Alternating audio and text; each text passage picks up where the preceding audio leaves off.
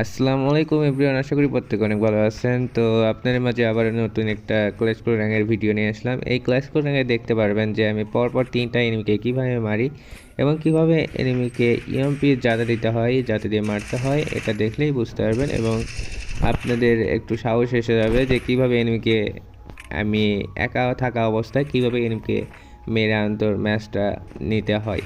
এই ভিডিওটা দেখলেই বুঝতে পারবেন, ঠিক আছে? আর লাইক কমেন্ট শেয়ার করতে কিন্তু ভুলবেন না।